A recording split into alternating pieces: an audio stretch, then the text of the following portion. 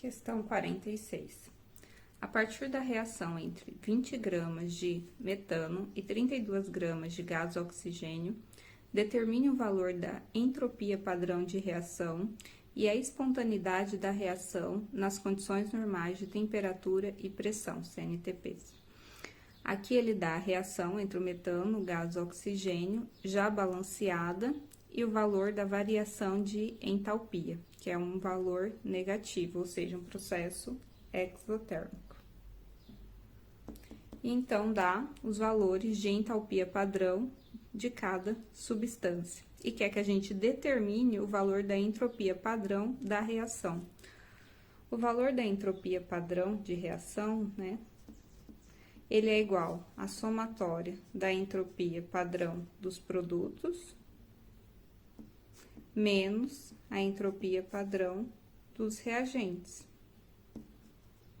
levando-se em consideração a estequiometria da reação. Então, ele já deu na tabela os valores, é só a gente observar aqui quem são os produtos e os reagentes.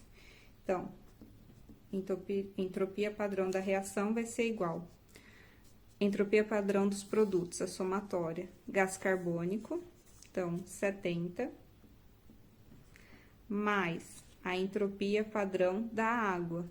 O coeficiente estequiométrico é 2, então a entropia, que é por mol, também é multiplicada por 2. Então, da água vai ser mais, então, 2 vezes 213,6.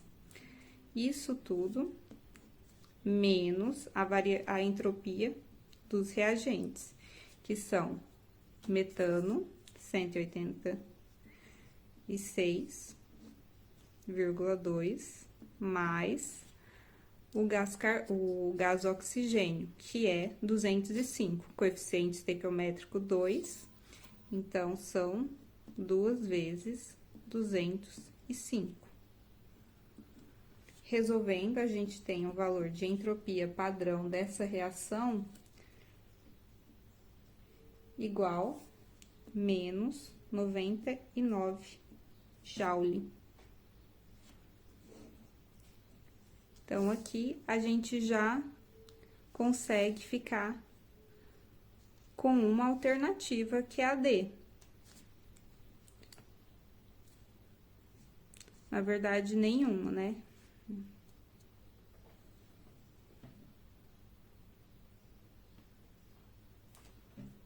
Então, olhando aqui as alternativas, a gente já tem um problema. Essa questão eu já antecipo que ela foi anulada, porque os valores que a gente encontra de variação de entropia é em Joule. Ela te deu alternativas em quilojoule. Aqui, ó, deu menos 99 Joule. Aqui eles colocaram inicialmente, no gabarito preliminar, era menos 99 quilojoule. Então, tá errado, né? Porque 99 kJ seria 99 menos, né? 99.000 Joule. Agora, só para aproveitar, vamos ver como que se determina a espontaneidade da reação. A espontaneidade é dada pela variação da energia livre de Gibbs, que é igual a variação de entalpia menos temperatura vezes variação de entropia. Se você tem um ΔG padrão maior que 0, você tem um processo não espontâneo. Se você tem uma variação da energia livre de Gibbs menor que 0, você tem, então, um processo espontâneo. Vamos calcular para essa reação. Então, aqui, ΔG padrão vai ser igual variação de entalpia menos 890,4 kJ. Atente-se a isso, que sempre vem nessas reações. A variação de entalpia normalmente está em kJ e a entropia em Joule. Então, para ficar na mesma unidade, então aqui é menos 890,4 vezes 10 a terceira Joule, menos temperatura. Condições normais de temperatura e pressão, quer dizer 0 graus Celsius, ou em Kelvin, que é o valor de temperatura trabalhado aqui, vai ser sempre em Kelvin, tá? É só somar mais 273. Então, 0 Celsius, 273 kelvins. Então, menos 273 vezes o valor que a gente encontrou de entropia, menos 99 joule. Resolvendo, nós vamos ter aqui um valor de entalpia muito negativo. Aqui vai ser negativo com negativo positivo, mas esse valor ainda assim vai ser muito pequeno. Então, a gente já espera que a variação de energia livre de Gibbs seja negativa, ou seja, um processo espontâneo.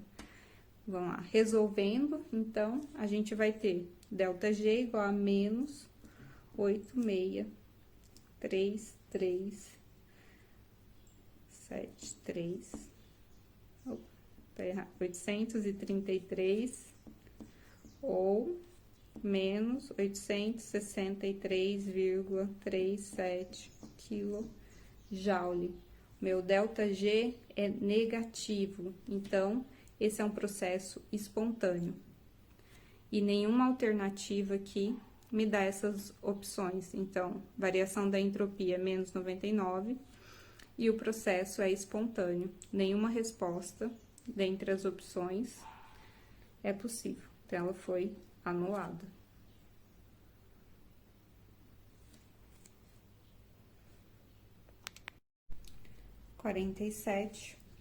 Demócrito e Leucipo acreditavam que o universo era constituído de átomos. Já Aristóteles não acreditava na existência do átomo.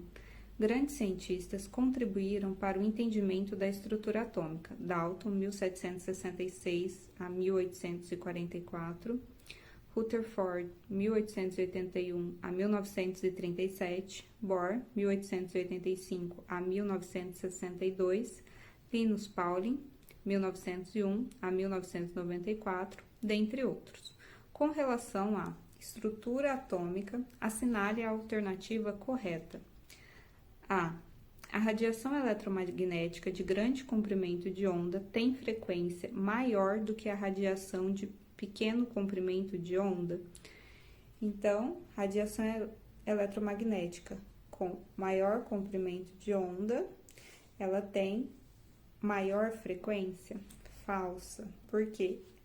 O comprimento de onda é inverso à frequência. Quanto maior a frequência, menor o comprimento de onda.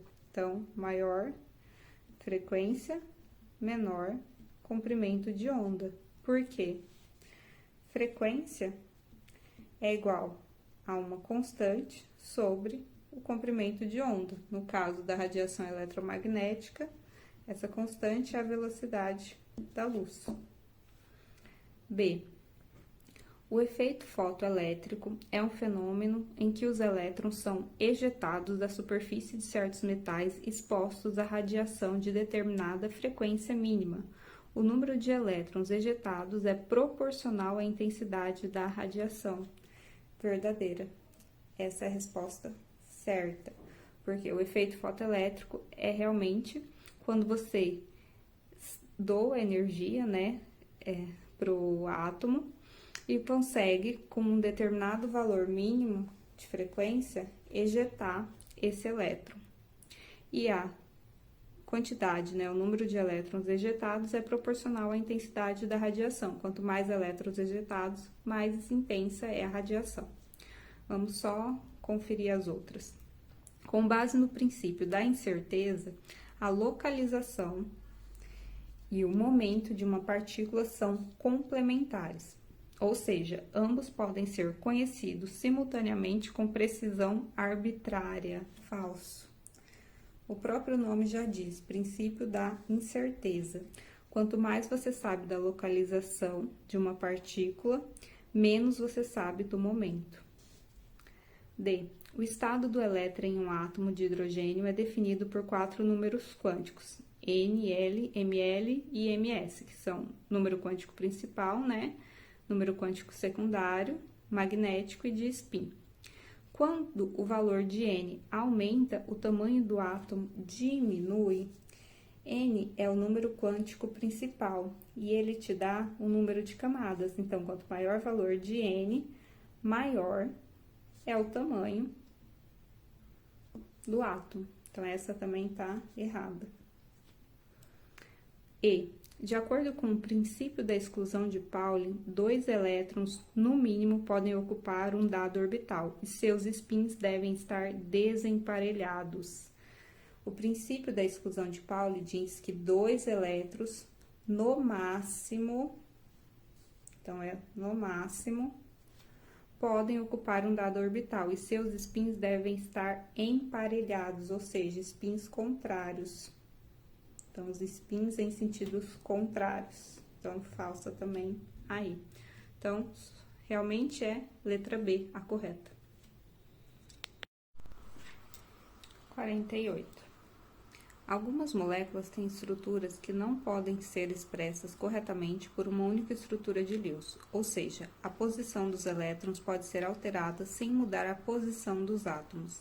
A estrutura real não será nenhuma das estruturas obtidas, mas sim um híbrido de ressonância daquelas estruturas. Assinale a alternativa que representa a estrutura mais provável do íon tiocianato. Então, ele quer saber a estrutura provável do íon tiocianato. Para quem não sabe quais são os átomos que compõem esse íon, na própria alternativa, a gente já tem os 3 átomos, que são carbono, enxofre e nitrogênio. Então, você tem carbono, nitrogênio, enxofre. Ele quer saber qual a estrutura possível, quem está ligado com quem e onde está localizada a carga negativa. O íon tiocianato, ó, ele tem uma carga negativa, ou seja, um elétron. Também não tem problema de gerar dúvida, porque todas as alternativas estão apenas com uma carga negativa. Vamos olhar, então, para a estrutura eletrônica desses átomos, a camada de valência deles, para determinar. Então, o carbono. O carbono tem 4 elétrons na camada de valência, ou seja, ele precisa de 4 ligações, né, para atingir a estabilidade, segundo a regra do octeto, que é que o elemento tem que ter 8 elétrons na camada de valência. O nitrogênio tem 5. Então, ele faz 3 ligações, e o enxofre tem 6, ele precisa de 2 ligações, mais um elétron, que ele é um íon com uma carga negativa. Então, a gente tem carbono, nitrogênio e enxofre para serem ligados com 16 elétrons no total para ser distribuídos entre esses átomos. O carbono é o que faz mais ligações, então ele é o nosso átomo central. Então, vamos pôr ele aqui como átomo central. Assim, a gente já elimina aqui a alternativa A e B, ficando então só com C e D. A diferença entre elas, que o elétron adicionado, né, ele é adicionado ou no nitrogênio ou no enxofre. Então, carbono, ele pode ter, então, par de elétrons, 2, 3, compartilhados com o nitrogênio. Assim, vai ficar 1, 2, 3, 4, 5, 6, 7, 8. E 1 compartilhado com o enxofre. Ficando assim, ele com 8 elétrons de valência, 8.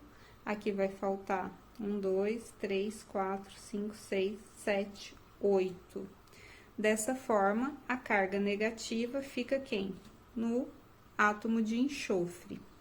Ou a gente pode ter também um carbono compartilhando os pares de elétron, 2 pares com o nitrogênio, 2 pares com o enxofre. Assim, a gente tem aqui 1, 2, 3, 4, 5, 6, 7, 8. E aqui 1, 2, 3, 4, 5, 6, 7, 8. E quem vai ter o elétron adicionado, né? A carga negativa nesse caso? O nitrogênio. Essas duas estruturas são possíveis, só que esse é o nosso tiocianato, E esse, gente, quando a carga negativa tá no nitrogênio, é o isotilcianato. Por que iso? O carbono faz 2 ligações com enxofre e 2 com nitrogênio. Então, essa é a estrutura do tilcianato. O elétron, ele tá no enxofre. Então, é a alternativa C.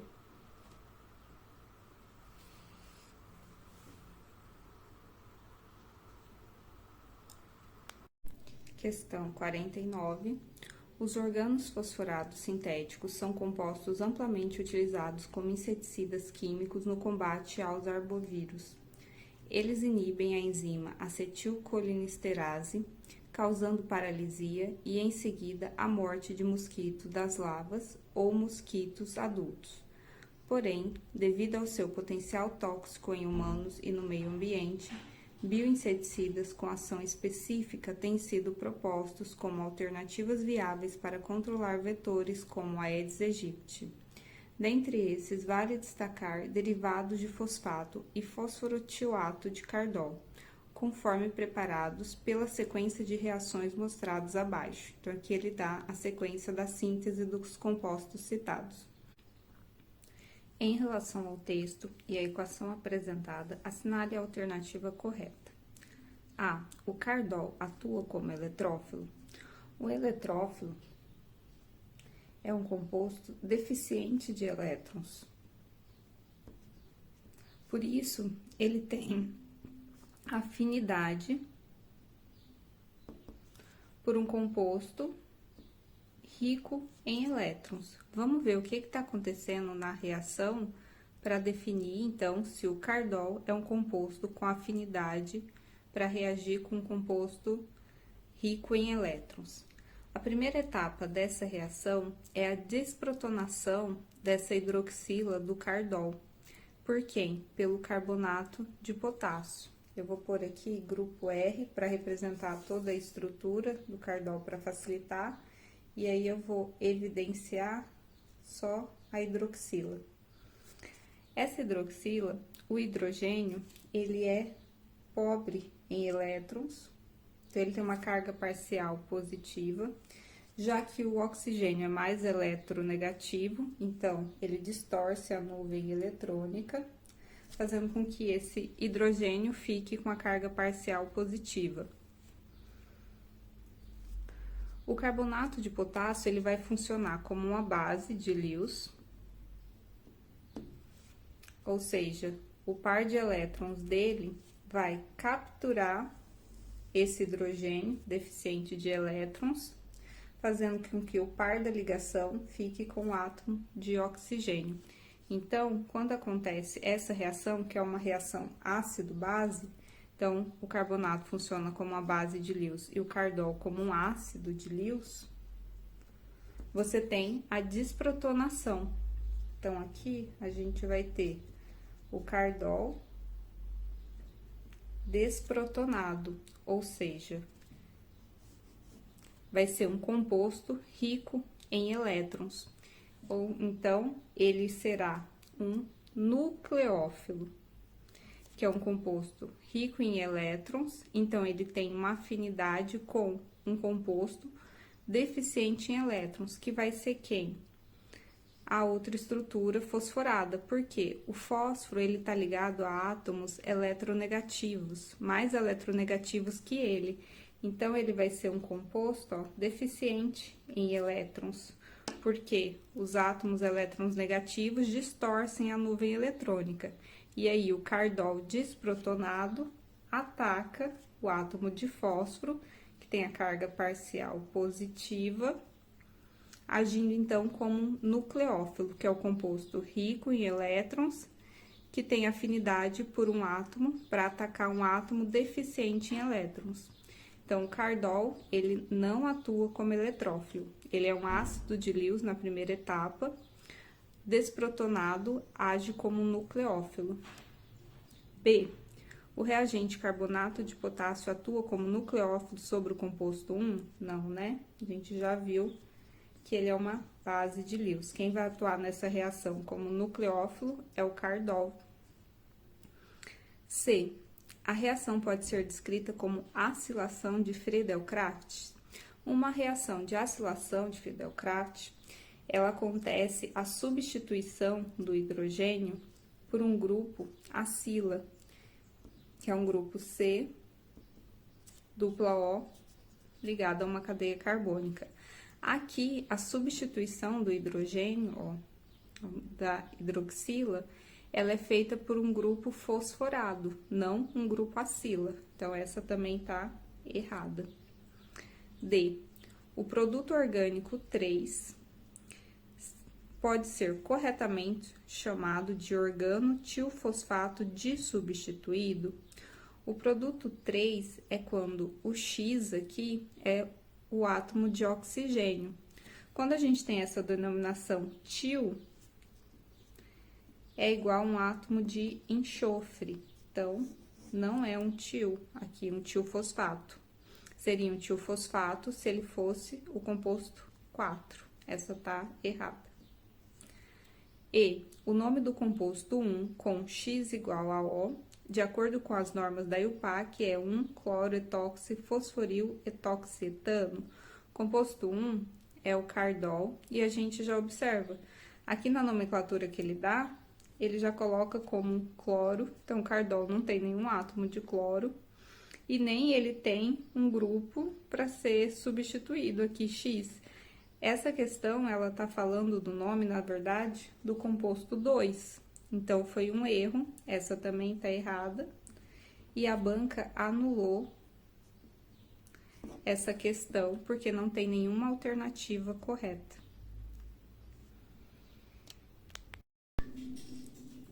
Questão 50. O fotofrim, cuja fórmula estrutural é representada na figura abaixo, é um fármaco com potencial fotossensibilizante usado na terapia fotodinâmica no tratamento de diversos tumores cancerígenos. Assinale a alternativa que indica corretamente os grupos funcionais presentes no fármaco fotofrim. Então, aqui a gente tem a estrutura, vamos olhar e ver os grupos funcionais. Começar aqui nessa extremidade. Na extremidade, a gente já observa duas funções, ácido carboxílico, aqui e aqui. Então, aqui a gente tem ácido carboxílico,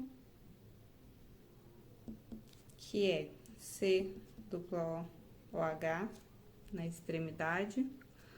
Seguindo, aqui, amina, que é nitrogênio ligado a carbono. Então, aqui e aqui, a gente tem amina, que tem a fórmula RCN.